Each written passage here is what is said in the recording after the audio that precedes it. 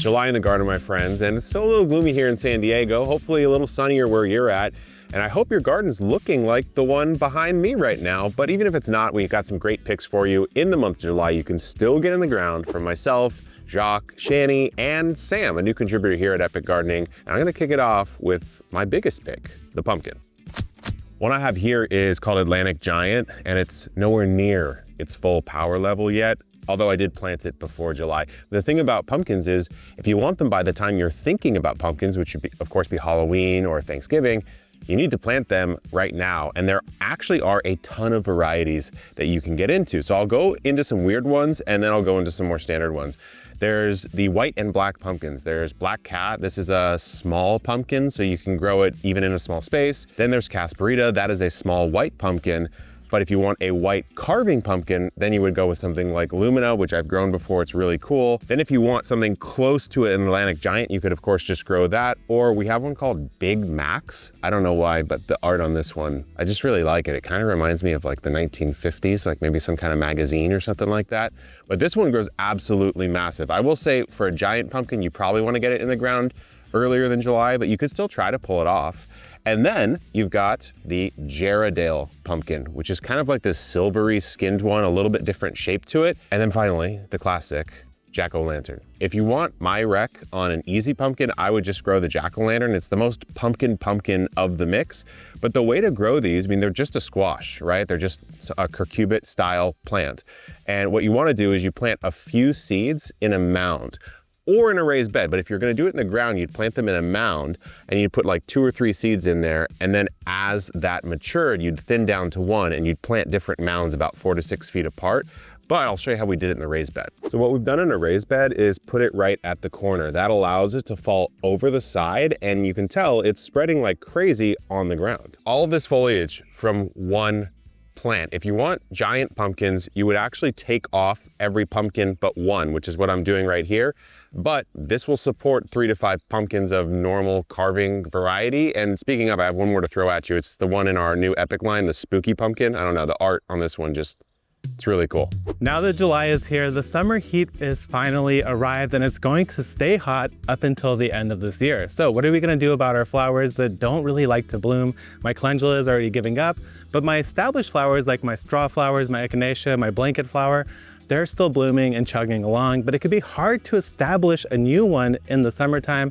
But there is one flower out there that no matter how hot or dry it gets, will always bloom, and that of course is the Mexican sunflower. So right here is an example of a Mexican sunflower. The variety is Torch, that's self-seeded from last year. And that's actually one of the great things about this flower, is that it will reliably self-seed and provide its blooms early in the season, but it will still hold on and bloom literally no matter what.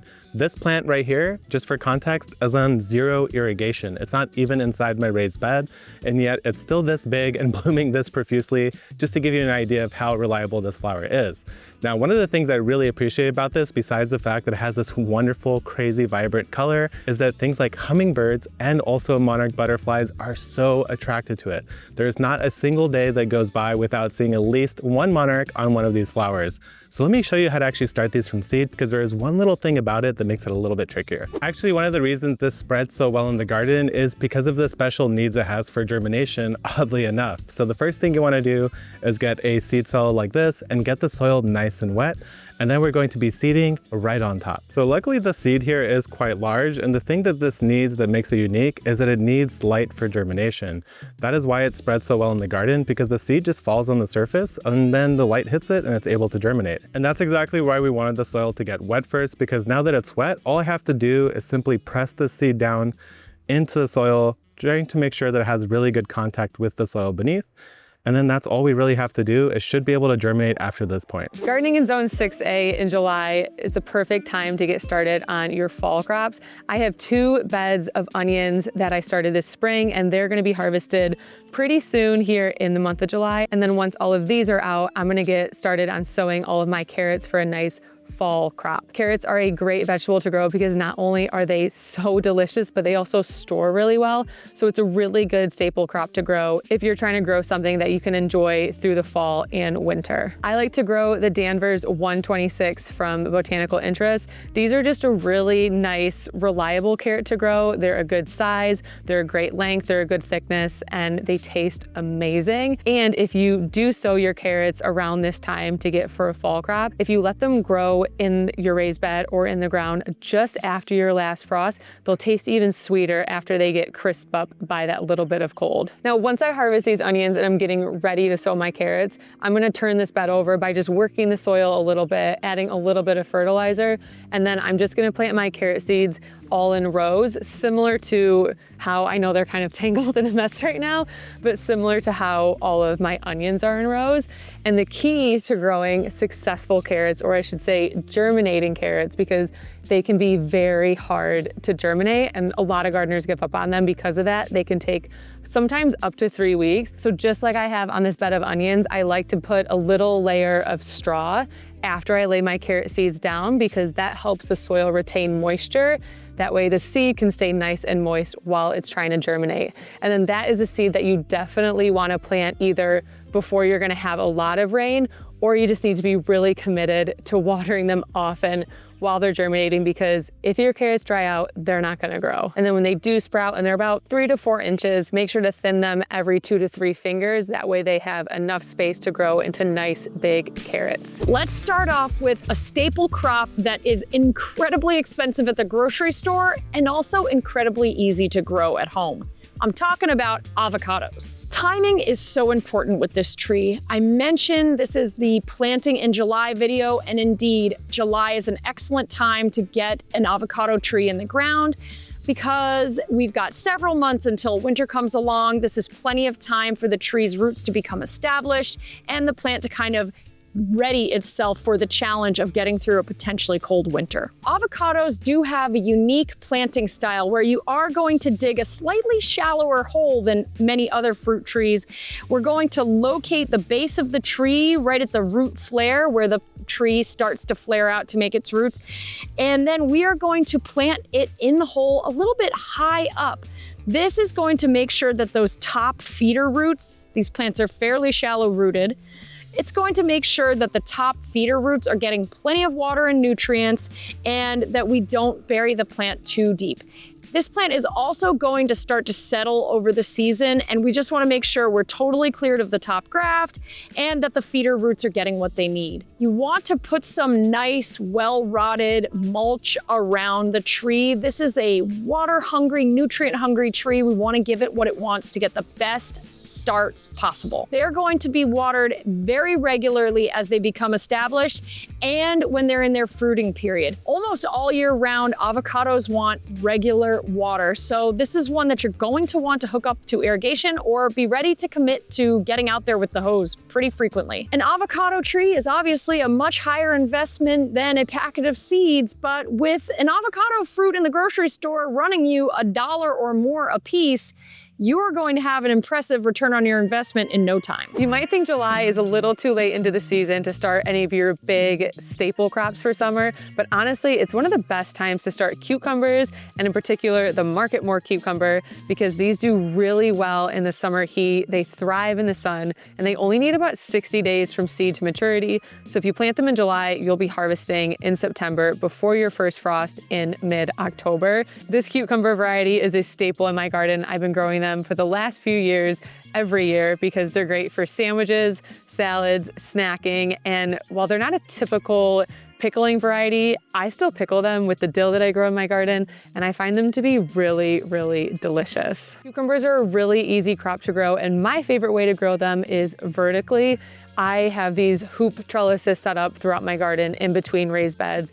And because cucumbers are a vining crop, or at least the Market More ones are that I'm talking about today, you can plant them just on the border of your raised beds, like right here, maybe about 2 to 3 inches in. I've also got some that I'll be planting here. And then once they get tall enough, they will send out little tendrils that will attach to whatever trellis you have next to them. And they will just keep vining and climbing up this entire thing and fill it out with beautiful big leaves and those beautiful big cucumbers. Growing your cucumbers vertically is gonna allow them to get off the ground where they're not gonna be as susceptible to diseases. They might pick up in the dirt. They won't have as much pressure from insects and other sort of pests. And the airflow that you're gonna give them by growing them vertically up a trellis is really beneficial to the plant's health overall. So for my next pick, I'm gonna surprise you all and even myself by planting something I don't know the last time I planted. Definitely not in the last couple seasons. First of all, because it's ornamental, and I tend to underplant those, although I think behind me I've proven I can change my ways a little bit. But this is just a flower that likes to bloom in summer through fall, some good longevity. Maybe around August, September or so, you'll start to see those blooms come out, and I'm talking about the aster. The two picks I'm gonna try out this July, Bonita Top Blue, which kind of looks like a purplish blue zinnia, to me at least, and then Hard Left Turn, the king size apricot, which is absolutely massive. So these plants will grow to about 30, 40 inches tall. And when you sow them, since they're flowers, they can be a little bit trickier. So I have a Epic 16 cell here with some sifted off seed starting mix. So just kind of flatten it out like that. And then I've got my little packet. These are the Bonita Top Blues, and they look blue. So sometimes people wonder, oh, what's going on with these? Have these been sprayed? No, they're coated for visibility with an organic sort of tone, but they're not treated with any sort of chemical. So let's go ahead and get these in. I just grab a random stick off the ground. I'll just sow one cell just to show you. I don't sow them very deep. I'll put about 3 in. 1, 2, 3. You see why we coat it blue, because now you can actually see the seed. They're kind of small. Cover that up, water it in. I'd plant out either more flowers or more asters in this tray, and then I'd transplant this out, thin it down to 1 or 2 once it starts to sprout. Thanks to Tough Shed for sponsoring today's video and for building my Premier Pro shed that you see right behind me. I wanted this shed to be my go-to hub for all things gardening, so I designed it to come with a pegboard wall, shelving, and even a workbench, allowing me to organize all my tools while giving me a space out of the elements to work in. I've used this shed to start indoor seeds, grow dozens of indoor culinary mushrooms, and also record our podcast, The Beat, from this very spot. I use my Tough Shed so much that I decided I needed a second one to store all the things I don't use on a daily basis. Using the Tough Shed building configurator, I was able to design the second shed to perfectly match the color and style of my first one. And by the way, what makes a Tough Shed special is that they are built the same way houses are, so they are built to last. So go to toughshed.com/epic and design your first shed today. And thank you again to Tough Shed for sponsoring today's video. Everyone's garden's been growing for quite a few months now, and you're probably starting to see a lot of tired plants that look like this. My bush beans have been growing and producing quite heavily now for a few months, but every single plant reaches its limit and it's time to actually start a new round, which is why this pick is actually 3 separate picks in one, and it all has to do with successioning some of the crops that you already have in your garden. The first one, of course, is the bush beans, and I chose 2 here specifically for this time of year, and it's Royal Burgundy and Gold Rush, and I chose them because they have a purple and yellow color, which really stands out. And if you've ever picked green beans before, you know that they could be a nightmare to find in there. As it gets hotter, nobody wants to be outside in the hot sun looking for every single green bean. Instead, you could just look for the golden ones. At this time of year, I mostly already have my garden planted, so when it comes to starting more bush beans, what I like to do is actually start them wherever I have gaps in my garden around my main crops. So these young pepper plants were just put in yesterday, and what I did already is start a whole bunch of bush beans all around the perimeter. They'll be able to grow, I'll harvest them, and by the time they're done, the peppers will be way up here producing their very own crop. One of the other plants that in my opinion always slows down at some point is the humble cucumber. As soon as I see that the first one has begun to form, to me that's a signal to start a succession, because trust me, this guy will get tired out, and by the time it gets tired out, your new one will start to be pumping out production. So I have 3 different choices for you. If you're in a very hot climate, you're gonna wanna grow the Armenian. This will tolerate pretty much any heat level. People grow them in Arizona, if that gives you any context. And then of course you want something that's a multi-purpose that could be both for slicing or pickling, and that's why I have the burpless tender green here. And then if you're just looking for something to slice up and maybe snack on for a salad, the Muncher is one of my favorites. It's thin-skinned, it's never bitter, very delicious. Many of you at home might struggle with something called the squash vine borer, which gets inside your squash plants and actually destroys them before you can get to enjoy your harvest. One of the great ways to get around that is to simply start more summer squash after the fact. At this point in the year, of course, again, I did choose one that is more yellow golden because the golden zucchini here is a lot easier to spot. You'll be less likely to get a baseball bat sized zucchini. The other option that I've always enjoyed is the Emerald Delight because it's compact, it's delicious, and actually, I don't have any squash vine borer here in San Diego, but what I do have is right below my feet here is a giant pile of dirt that I think a vole or gopher made, which means that it's coming from my squash plants. I know I need to start some backups because soon these plants are going to be underground. One of my favorite things about my summer garden is producing an abundance of crops to then can and store to enjoy throughout the fall and the winter. And pickles have to be at the top of my list. And since I love pickles so much, I can't not grow dill in my garden from seed. Here in zone 6A, dill is a great herb to grow from seed, and you can honestly start it all summer. I sow seeds in June, July, and August because I just like to have a constant supply of dill so I can make pickles to can and I can just make fresh pickles. Dill is also great at deterring pests. They do a great job of deterring aphids away from your peppers, so I always make sure to plant them near my pepper plants. And then when you let them go to flower, they attract really great pollinators. So it's really a powerhouse of an herb. You can use it in pickling, you can use it in cooking. It deters pests, it attracts pollinators, and it's really beautiful. So because dill is so good at deterring pests, I always like to do it on the border of my beds. I've got tomatillos in this bed along with some hot peppers on the outside, and the dill is gonna do a great job of deterring aphids and other insects from attacking those. This is a seed that you're not gonna bury, you're actually just gonna press it into the surface. So I like to just move the easy straw that I have a little bit to the side. That way I can have a nice soil base for my seeds to go on. And then I just take a few of them.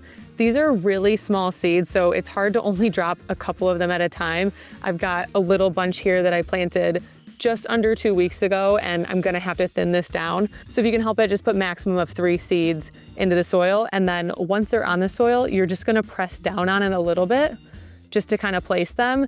And then I do like to take a little bit of that straw still and put it over just to keep the seeds in place. That way if the wind blows, they don't blow away with the wind. And then that also just keeps them moist because seeds, again, need to stay moist in order to germinate. Mangoes technically don't grow in Central Florida, but I have seen countless trees in my travels, in my neighborhood even. There are several mango trees that are well established and covered in fruit. It's not a plant that is guaranteed to live forever up here, but it absolutely can be done. Now, when selecting a location for your mango tree, you've got to be precise. I want you to identify the warmest microclimate on your property. You're going to establish that warm microclimate location, and you're going to make sure to really baby this tree. We're going to dig a hole that is a few times wider than the pot itself, and we are going to set it down nicely. Now, you probably have a grafted mango tree, so we're going to make sure that we do not accidentally bury that graft union, same as an avocado, but we're going to make sure that this plant is well watered,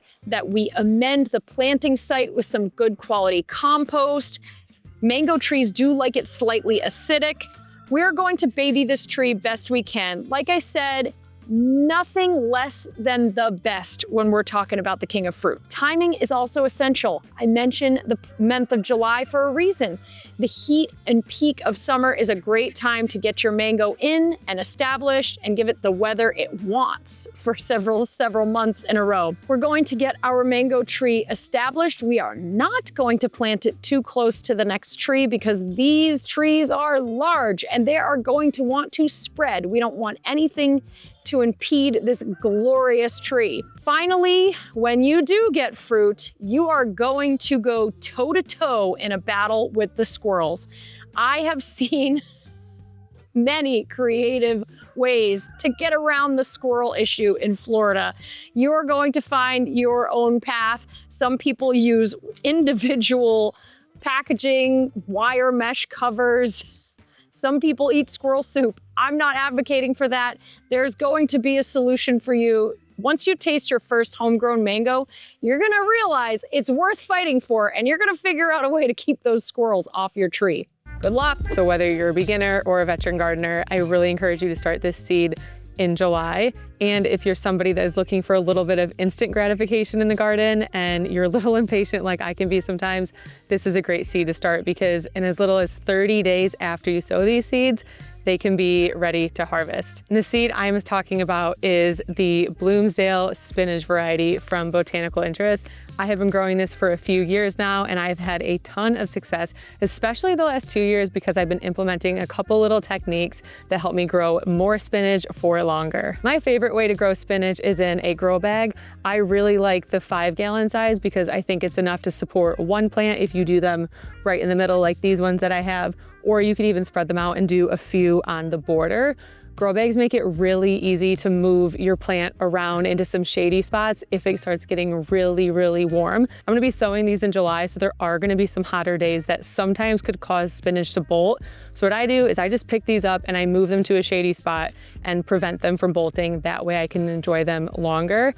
Also, grow bags are great because they really protect your plant from like roly-polioles and slugs and other insects that want to eat them that come up from the ground. So to plant spinach, you only need a 1/2 inch depth. So I just take my finger and make a little hole right in the middle. And I've always had really good luck with these germinating. So I just do 1 seed per hole, and they're nice and big seeds. So you can see exactly how many you're dropping. And I just place it in, cover it up with some soil. And then I like to use a little bit of straw as mulch just to keep the soil moist while I'm waiting for my seeds to germinate. And then I will just water this in and wait for it to sprout. Spinach germinates really quickly, so you're gonna see a seedling pop up in about 5 to 10 days, which is super exciting.